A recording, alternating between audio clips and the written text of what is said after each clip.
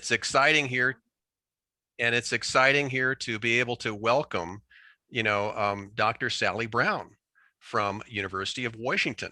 And again, this is one of the exciting things. If there's any exciting things about the pandemic, is that we're actually have access to folks, who are coming to us from, from far away and don't have to worry about physically traveling to Cosmopolis or to Aberdeen or wherever we might be having the meeting here. And it gives us an opportunity to have contact with experts at across the planet, really, from that perspective. So I'm very excited to welcome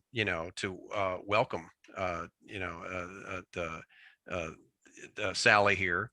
And and Sally, is there any, do you want to, I'll just leave it from you in terms of picking it up from here. I am all the way across the planet in Cle Elum, Washington. So it's really not that far. And I put my beans in when it was 90 degrees last week, and right now it's probably 50 degrees, and those bean seeds are asking me why I want them to suffer. So anyway. So one of the things I wanted to kick off, is actually just recognizing that, is that, we push this out in our e-news, is that I was drawn to you from the series that you wrote in Biocycle, and the URL is up there on the screen, and the series talks about composting and it's the impact it can have on carbon sequestration. And it's a fascinating series of. I want to encourage everyone to read through these series, because it really it reads well. It's very accessible, and it gives you a whole different insight into composting. So I was invited. I'm happy to talk a little bit first or answer questions. Tell me what you want. I'd love for you to do first, if you could do an introduction to yourself, your research, right? Sure. And your background, and some of the key messages that you give to the public and to your students, right, about compost and the important, because this is obviously, we hear a lot about this. We have a lot of questions on this.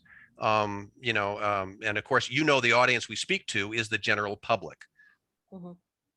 So I'm Sally. I'm a professor. I'm a research professor at University of Washington in Seattle. And I started out with a liberal arts degree from a small college in New England and was going to be a journalist. Then I decided, no, I'd rather use my hands and learn how to do stuff. So started working as a chef in restaurants in New York and other places, and then realized, boy, it would be really nice if you could get locally grown vegetables in season. I'm not so new anymore, so we're talking mid 80s, long before terms like pea patch or community garden were really recognized. Back then, it was a historical remnant of World War II as a victory garden. Locavore was not heard of, and I started a vegetable business, trucking in lovely things grown on Long Island to stores and restaurants. And from there, I decided, boy, it'd be really good to make sure that this urban ag connection was cemented and lasted, because it's such a wonderful gift. And I went back to grad school to learn how to use waste materials generated by people in cities to enrich soils in farms around cities. And that's when I started working on composts. I started working primarily with the stuff you flush down the toilet with municipal biosolids, still do a lot of work with biosolids, and was initially working on metals in biosolids because that was a big concern. We then looked at using these same materials to restore the most metal contaminated sites in the US on the Superfund list, and grew amazing. We restored these sites to better than the controls. And I thought,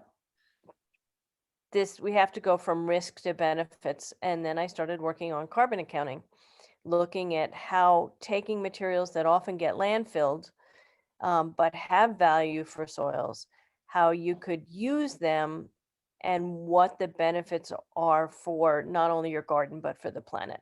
And been doing that for a long time, and was asked to start writing the column for Biocycle 15 years ago or so, and have been pretty quiet the last couple months because I've done a lot over the years. But the basic deal is, if you take a waste material, say you take food scraps, and you put them in a landfill, you know that in the back section of your fridge, those food scraps are quite likely, over time.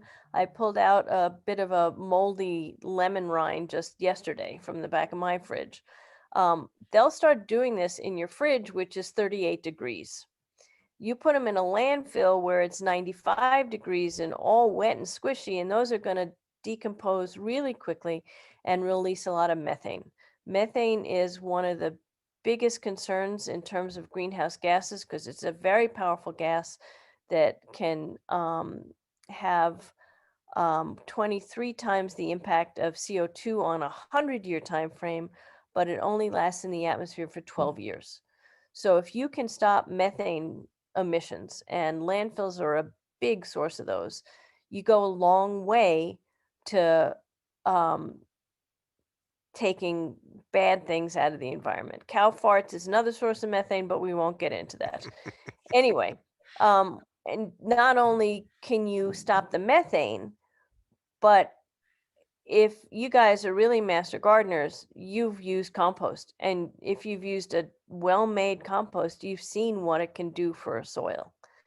And in fact, you get carbon benefits just from using the material. So you get the methane avoidance from not sending it to a landfill to rot and release methane, but then you get carbon storage in your soil. You get the fact that if you use a nice compost, you may not need to supplement it with fertilizer. So you making fertilizer takes a lot of energy.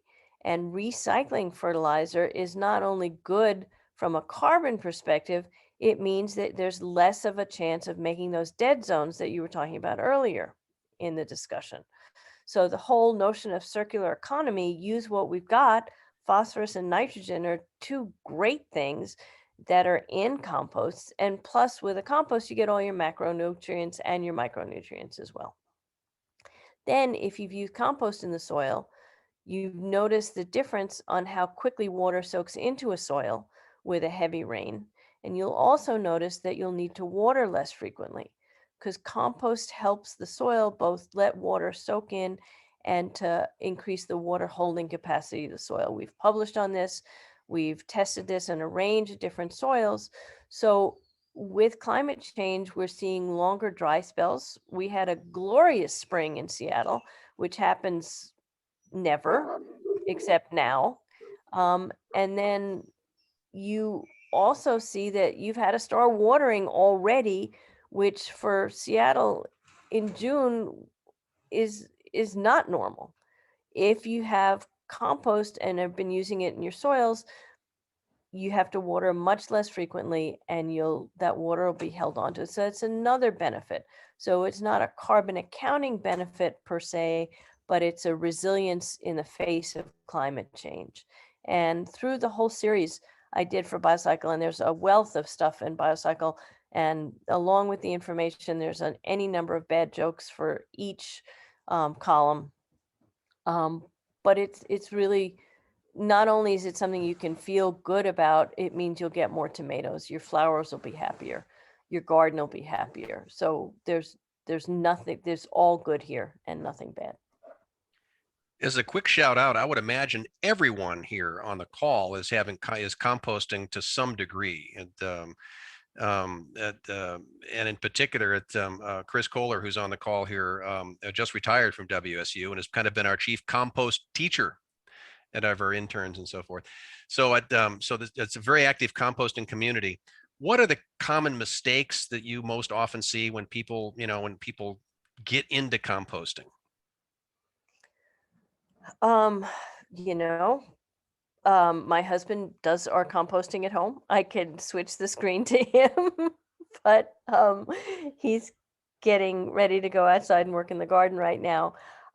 We're very lucky in the Seattle area. I get my food waste composted for me. I get lovely biosolids based material from Tacoma delivered.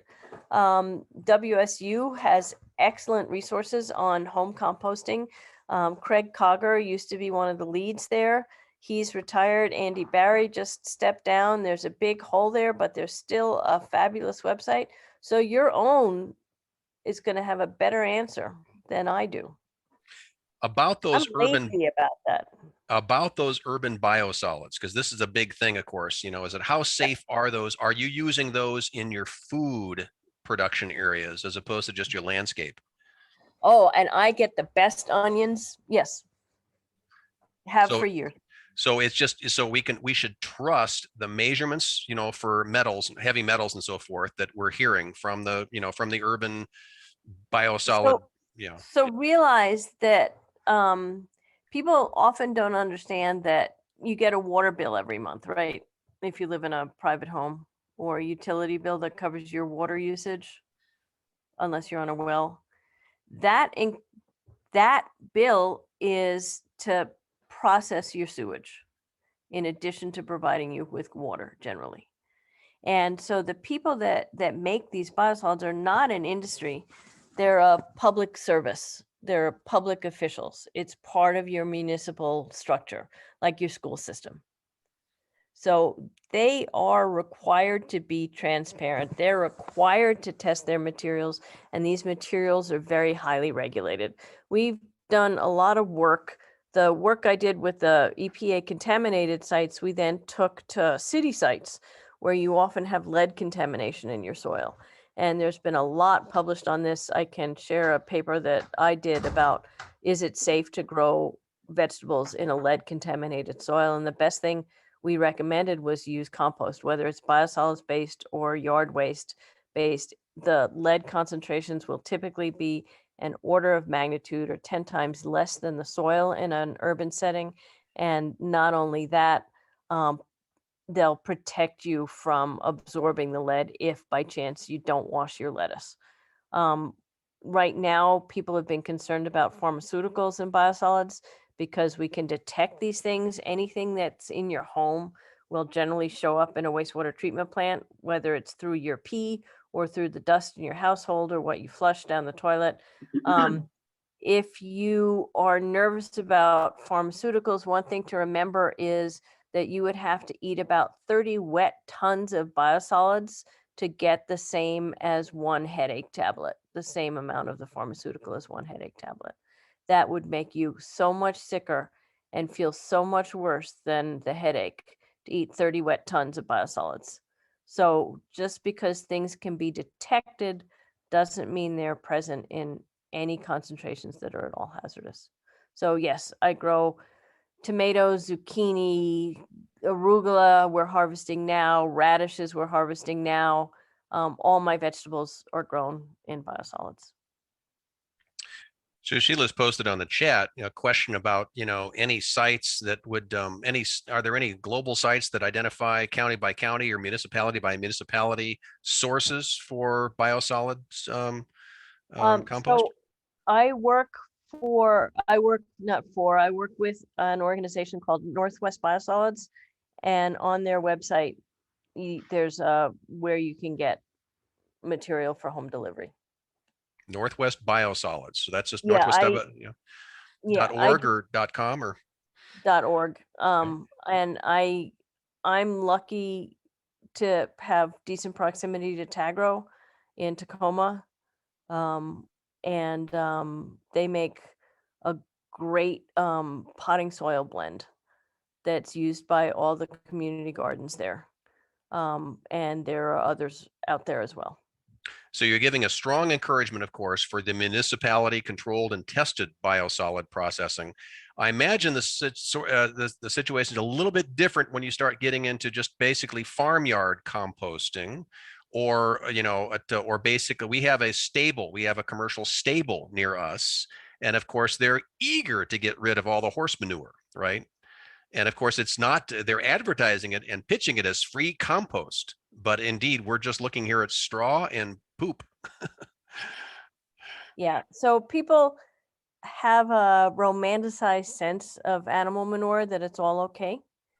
And in fact, if you look at cases of disease associated with contamination, um, it's E. coli 137 or 157 is one of your biggest sources of disease associated with poor placement of animal feces and improperly treated manures. So animal manures can be a great resource. They're not regulated by the state the same way that food scrap composting and biosolids composting are. So be cognizant of that. Time can be a wonderful way to treat materials. So if you do get a load of animal compost in, if you know the organization or know the farm and know that they've actually composted it or had the manure sit in stockpiles for several years, you're great. You're good to go. If not, get the load in the year before you want to use it, leave it in a yard or in a place, and over time, the pathogens in the material will be destroyed. Good advice and good solid feedback there. Going back to your articles about sequestration, this was a fantastic thing. Are we really making a difference in terms of the composting we're doing at the home level? I mean, is it really that impactful from a, as a factor in sequestration? So it's all a matter of scale and it's all a matter of what's available to you. I'm an older article that I wrote before this series was basically saying, I think I used a very bad metaphor of the holiday sweater. The holiday sweater that you get as a gift that's hideous to you is perfect for somebody else. But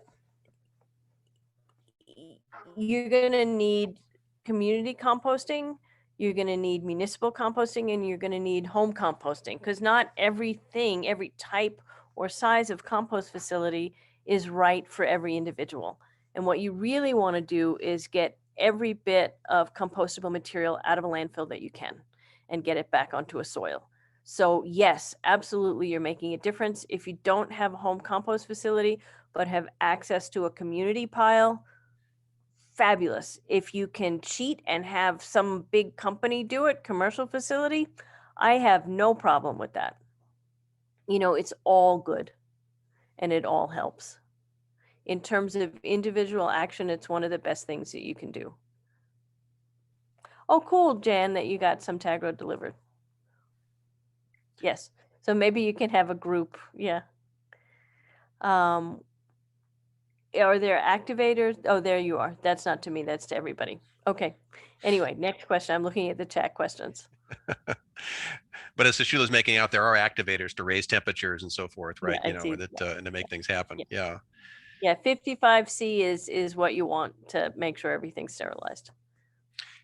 What research are you and your students engaged in now? I mean, is there something is something intriguing that in terms of a new frontier here that we're trying to push on? So two things that are actually fun, or fun to me, which doesn't mean that they're fun to everybody, but and they're actually related.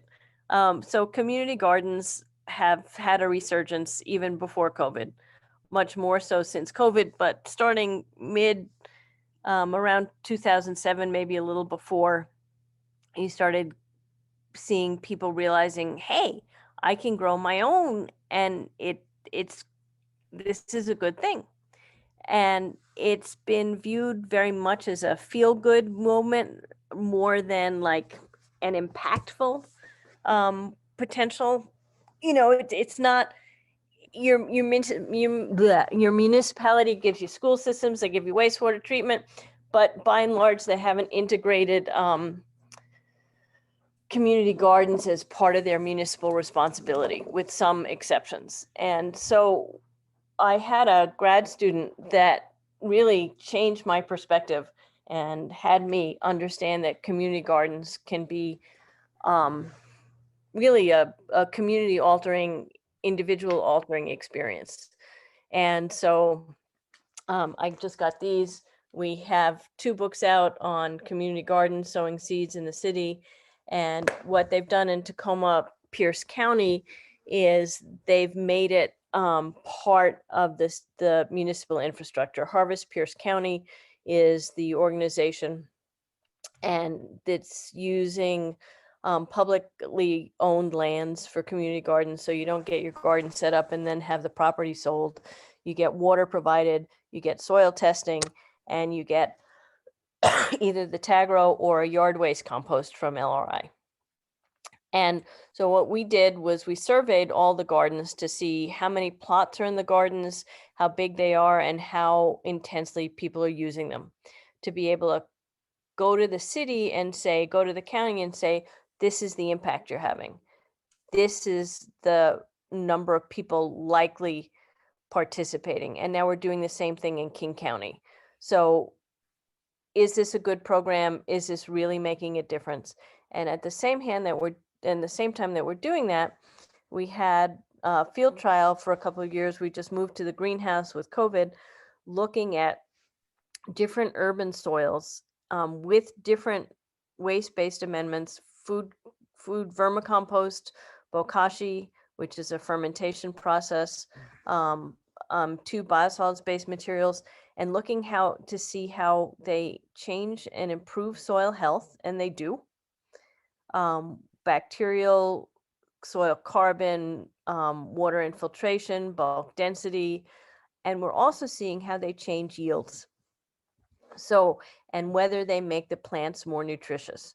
So, are using these materials good for the soil, and are they good for you? And in a damaged urban soil, we've seen yield increases from 0 to better than anything you can get from a healthy soil. So you combine the two, and you say to the city, look, you have X thousand people participating in urban gardens, in community gardens right now. You give them the education, you give them the soil skills that they need and the soil amendments that they need. This can really make a huge difference. Not only that, all of a sudden you got a market for your food waste compost. Not only that, the people using it are going to say, oh, I don't want to put this plastic lid in it because it doesn't look good in my yard. And I'm helping to make this stuff. So that's what I'm working on. And to me, it's very exciting. Is it having pickup? I guess I'm thinking about the fact that here in Pacific County, we recently had one of our major municipalities, the city of Long Beach, went into biosolid manufacturing because they had a real problem what to do about their their sewage, the actual biosolids. Yeah. Everybody makes it. Yeah. So it would seem to make sense that every municipality of any size, right, should be thinking about these precepts. Well, just also with yard waste. And so in a more densely populated area, not everybody's going to have their own yard, and a community garden can serve that function. It can serve a learning function. It can serve a social function as well. Where you're located, people tend to have more space. But you've been talking about demonstration gardens, teaching gardens. This is part of what a master gardener does. How to use these materials, how to make these materials is all helpful. Biosolids are not the only thing I'm sure you don't have, or I would imagine you don't have, food scrap collection is not a municipal service right now for you. Yeah, exactly. So yeah, whether or not it's done on a municipal level, on a community scale, community gardens are a way to help bring that lesson home. Kristen, who got me so inspired and is now the manager of Harvest Pierce County, she was the grad student. She co-edited the books for me. She was working with her parents on their garden, and her dad hadn't realized that the potato part of the plant is under the ground, and she shared a picture of him pulling his first batch of potatoes with this look of awe on his face, like, oh my, look what I found. So a lot of people have no clue. how to grow food. Questions for Sally. Again, this is a tremendous resource, and the research is fascinating, by the way, just because I guess we perhaps as master gardeners, we kind of take composting for granted, and we talk about it and we all utilize it, but what I'm hearing from you is that there's new dimensions to be explored here, in terms of new paths to research here, in terms of what composting can mean for the planet as well as just for soil health. Yeah, I have a question. Yeah. John, go ahead. Yeah, I just recently read that methane stays in the atmosphere for 100 to 200 years, and CO2 lasts 1,000 years, and yet now you're saying it's only lasts 12 years in the atmosphere. That's yeah. So you may, I had read 12 years. It's much shorter lived than CO2, and it's got a much higher carbon impact. Yeah, that's what they said. It was that's the take it's shorter lived than CO2, but the CO2 lasts a long time in the atmosphere. Yeah. So the take home is methane is fly by night in comparison and packs a much bigger punch. So if you can get rid of it, that's the main point. Yeah, I didn't realize it's 20 times. The source I read said it's 10 times, but who knows? Yeah. Any other questions? Other questions for Sally? Other perspectives? I'm curious about the Sushila and Jan, who are here representing it. I'm thinking about the community gardens in South Bend as well as in Ocean Shores. Are you actively composting there in those community gardens? Yes, we are. Yes. We have 3 huge compost bins, and we have a person that maintains it by changing it over from the first to the second to the third. We have a tumbler that really works well too. And we have signs everywhere. Please do not put weeds in the compost. It doesn't get hot enough to get rid of weed seeds. And we used to have people throw eggshells in, but there was a salmonella issue if it's not getting heated up. So I encouraged people, if they're going to use eggshells, to wash them out and break that film inside. But yes, we do have a huge composting bins, and people do add that compost mixture, even though we have every year mushroom compost that we sell to each gardener to add. And we have fish fertilizer from Pacific Grow, crab fertilizer, fish. It's all dried in huge buckets. And some people go to the beach and they get kelp and they wash it really well and bury it in their beds, which really helps too. But fishermen, they throw my husband throws the heads and the blood of the fish into our landscaping plants, and have to bury them a bit because of the raccoons. But yeah, it works out really well to adding organic matter to plants. Yeah. I have a question about cities or towns who do pick up kitchen wastes for composting in the city's composting areas. Do they have any problem with people putting things like fish heads in with the kitchen waste?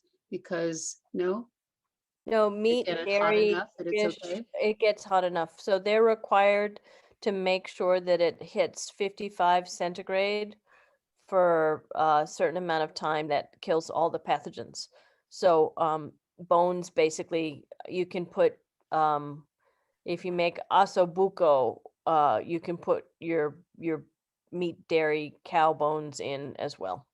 And they I know that WSU has done composting of entire cow carcasses successfully, but I didn't know how many cities or towns would be able to achieve that kind of heat. Yeah, if they're doing it on a municipal scale with kitchen waste, they can do it. Great.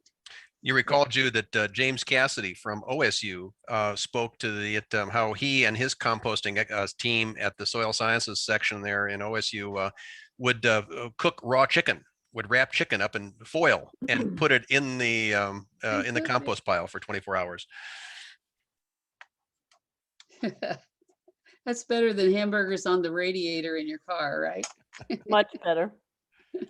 There's two sites, one in Belfair, Washington, and another one out in Othala, that take all the carcasses from the state fish hatcheries and they compost them. Yeah, They that make makes pretty great nice compost. compost. Yeah, it makes beautiful compost. Yeah. Jan, I cut you off. I'm curious about composting experiences up at the South Bend Community Garden, especially in terms of how's the community gravitating to that?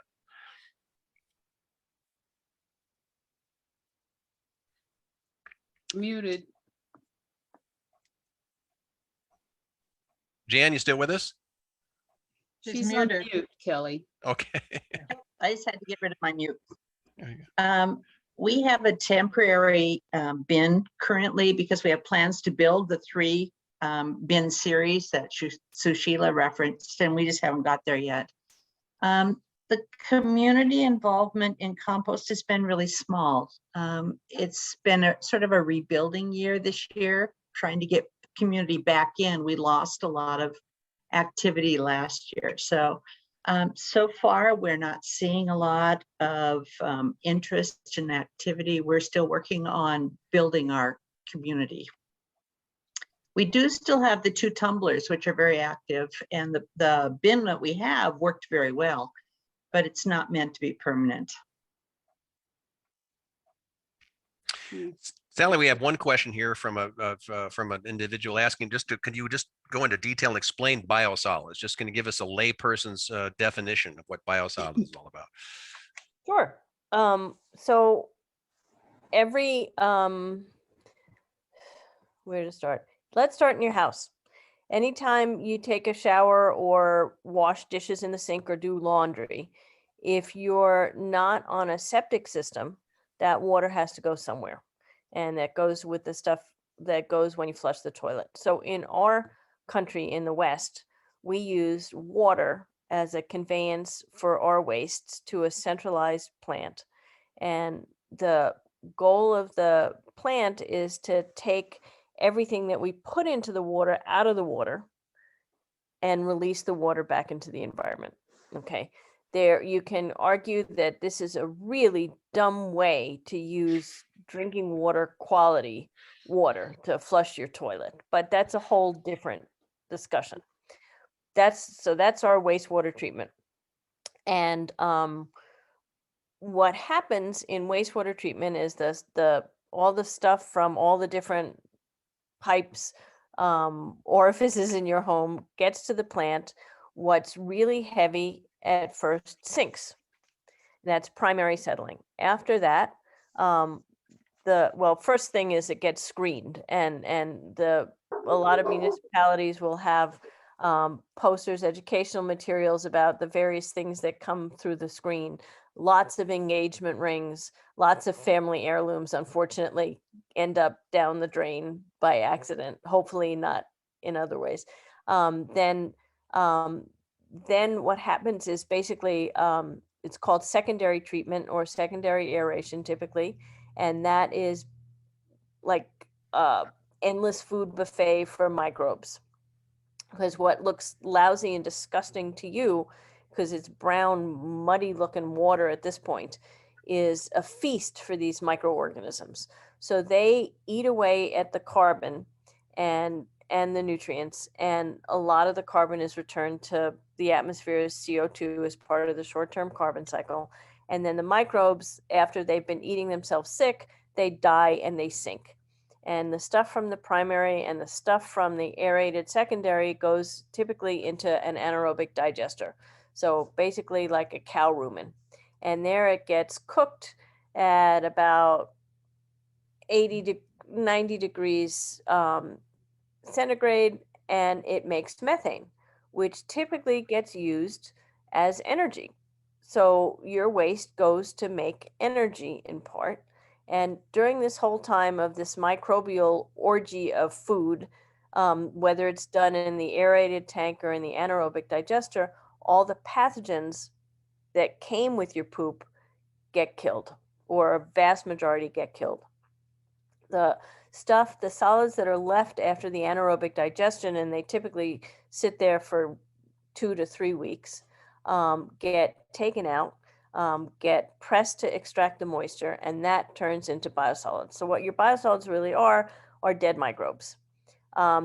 Most of that is applied to dryland wheat in Chelan, Douglas County, or in Spokane in the eastern part of the state to wheat fields. A portion of it is further treated to make sure that all the pathogens are dead, and that's what turns into things that you can use in your home garden. So I'm curious about that. How long is that process generally? It sounds like, so from when I flush the toilet, how long typically before, we're going to see that in a biosalad, So in the stuff that goes to the wheat fields, probably 3 weeks. The stuff that goes into Tagro potting soil, they age their potting soil, so 3 months. Compost, if you're going to do the full composting with, you have the heated active phase for a large scale and then a curing phase, so 9 months. Mm-hmm. Now I'm suspecting this. I'm sorry, there was a question. Go ahead. Okay, sorry. So this whole process you're discussing, that won't happen necessarily in a small town. They're not bothering with this, right? It's not universal. It's just certain cities or places. So all towns have to treat wastewater. If you're not on a centralized wastewater collection, you have a septic tank that has to get pumped occasionally. And that pumped septage has to get taken to a wastewater treatment plant to get treated. So the treatment process I described is what's typical for a larger scale municipality. Smaller municipalities can have variations on a theme. It's always or almost always microbially based, and it's always some version of the microbes eating the stuff and killing the bacteria, pathogens in it. And I was just going to echo Kathleen's question there, because one of the reasons why Long Beach got into biosolids recycling was because they had previously taken their biosolids out of the sewage system and deposited onto dairy land, just regular pasture lands in a biosolids application area. However, the state ecology has recently come down on applications like this, and so they've become very restrictive about when and how much can be placed out in Western Washington, areas, just simply because of our precipitation, right? So before that material can go onto any pasture, it has strict standards to meet for metals, and it also has standards to meet for pathogen reduction. Mm-hmm. So they didn't just dump it, they treated it first. What ecology is getting mad at is the loading rates, because the material is good shit, if you'll pardon the expression.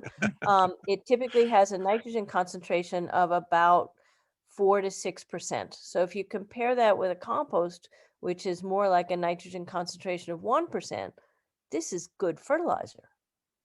And so if they're applying it as a waste, like just putting it on the same field time after time, they have a high potential to get too much nitrogen and get the dead zone that you're talking about, or get groundwater contamination.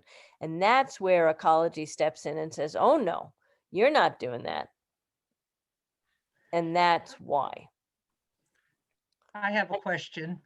Yeah, I have to say, and I can't see your name. Oh, there you are, Garnet. Yeah, yes, It Garnet. looks like you have beautiful fabric in your cabinet. They're old quilts. Oh, they look fabulous. Another story. So most of us in East Grace or in Grace Harbor County have LeMay's as our garbage pickup. Do you know any places where LeMay's is doing the food scrap waste? No. Yeah. I'm sorry, I don't. I'm sorry. I don't think they do. But that could be a call. I was going to say I do. I know they do it in Lacey, so they probably do it in Olympia, but we don't have the volume for them to do it in Grace Harbor. Thanks, Chris. Any other questions for Sally? Again, I want to really appreciate, Sally, your presence here today. This is incredibly exciting. It's one of these subjects we talk about and we think we know a lot about, but you've opened us to some different perspectives and some new dimensions of current research. It's fascinating. Glad Yeah, I to have, be here. Yeah. sorry, I Any- have a question. Sure. So let's say some horse farm is advertising, come and pick up our manure. It's going to be, it's great compost. So, so what would you do with that to ensure that it would be great compost, or how should you even go and pick it up? So horse manure actually tends to be pretty low in nitrogen. So it's a better soil conditioner than a compost. Poultry manure is going to be much higher in nitrogen. So what I do is get a load and say you got a load now, put a tarp over it and come back next spring and use it in your yard. 6 months? Yep. At Would least, you use, yeah, at least At 6 least months, you're 6 saying. months. Yeah.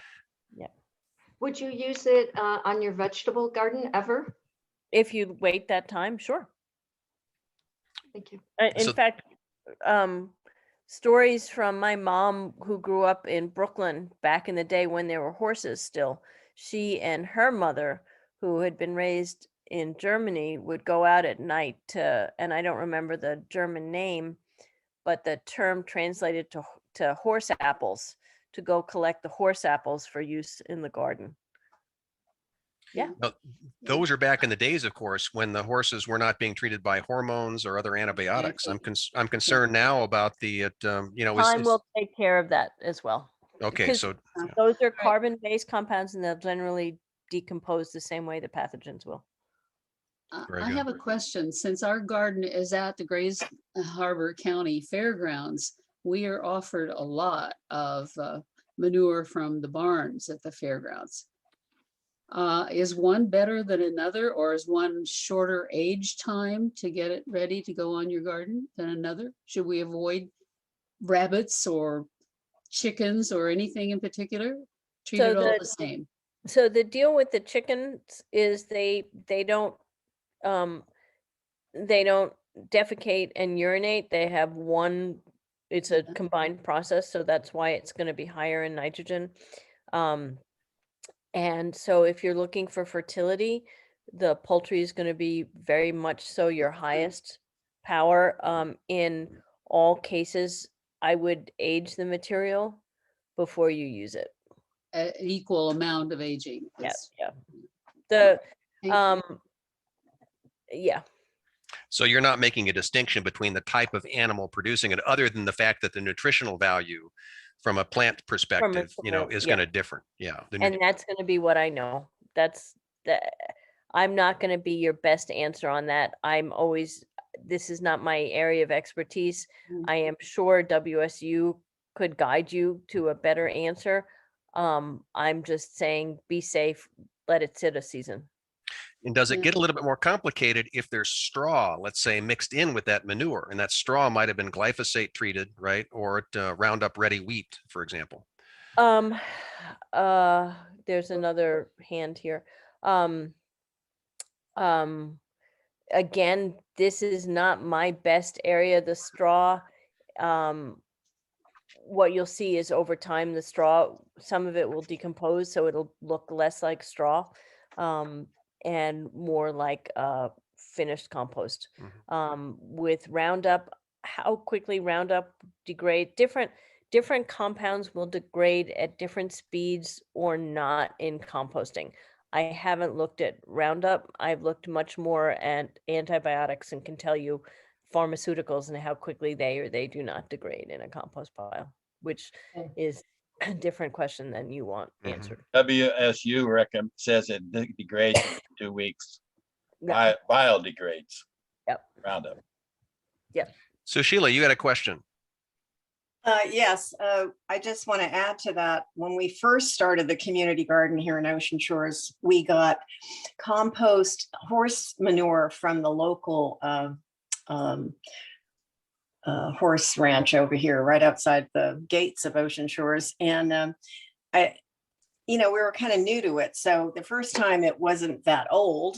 and we added it to our beds, mixed it with soil.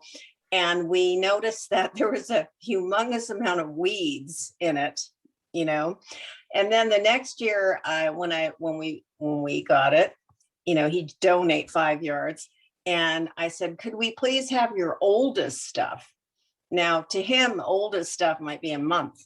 So what did I know back then? Nothing.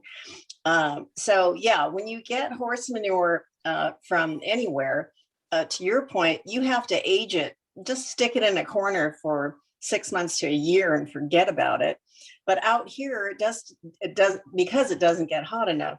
So the weeds are a huge factor, horsetail and whatever in the heck they're eating. And then when you're talking about it's not really high in nitrogen, why even bother with horse manure unless you're going to mix it? Can you mix it with poultries? And you can mix it, but you have to age it. That's the key. So over the time, we stopped getting it, and you could see the positive effect of having less and less weeds in the raised beds, which was great. That's another benefit of a municipal level. If it's heated to reach temperature, it kills the weed seeds.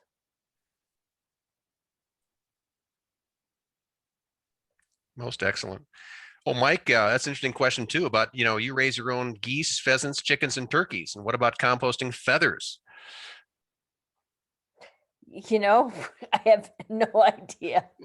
I worked when I was getting my degree. There was a guy at USDA that was trying to make compostable diaper out of chicken feathers because we were in Maryland and there was a huge poultry industry on the Eastern Shore, but I have no idea. If you're doing a municipal style composting where you reach temperature, sure, those will go away. At home, it may just make your soil warmer, like a down pillow or a down comforter. So I'm going to have to sign off here.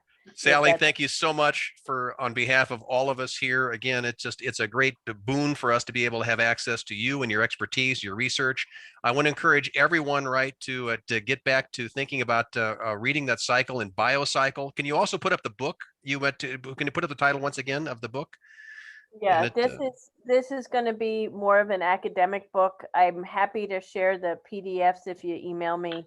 But we do have good pictures. There's one volume on ecosystem services, and then another volume on the human dimensions, like what working with soil and growing food does for troubled teens, to people in incarcerated individuals, to people in the middle of Brooklyn.